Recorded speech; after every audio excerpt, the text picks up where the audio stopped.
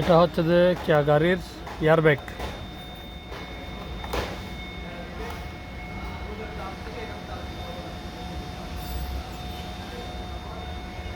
এখানে লেখা আছে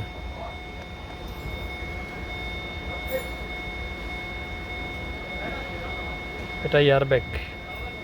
এটা কোনো সময় অ্যাক্সিডেন্ট হলে এটা সাথে সাথে ফেটে যায়।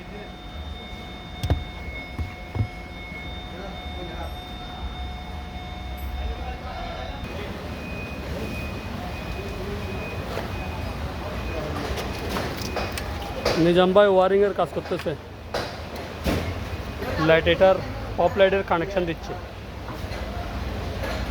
এটা পপ লাইট, হ্যাঁ